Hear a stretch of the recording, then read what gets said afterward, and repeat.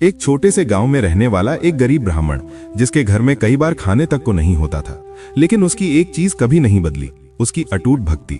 वो दिन रात सिर्फ एक ही गाम जपता था, महादेव महादेव। एक रात जब वो गहरी नींद में सो रहा था, अचानक उसके सपने में स्वयं महादेव प्रकट हुए और जो उन्होंने कहा उससे ब्राह्मण की किस्मत ही बदल गई। एक छोटे से गांव में एक बहुत गरीब ब्राह्मण रहता था।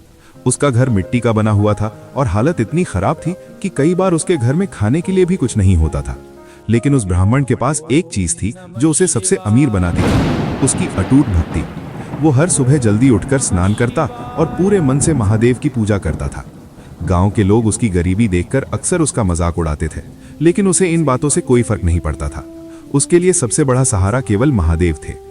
एक रात ब्राह्मण बहुत थका हुआ था और जल्दी सो गया। आधी रात के समय उसे एक अद्भुत सपना आया। उसने देखा कि उसके सामने तेज दिव्य प्रकाश फैल रहा है और उस प्रकाश के बीच स्वयं महादेव खड़े हैं। महादेव का दिव्य रूप देखकर ब्राह्मण तुरंत उनके चरणों में झुक गया। तभी महादेव ने मुस्कुराते हुए कहा, तुम मेरी सच्चे मन से भक्ति करते हो, अब समय आ गया है कि तुम्हारी गरीबी खत्म हो जाए। फिर महादेव ने उसे एक रहस्यमयी आदेश दिया।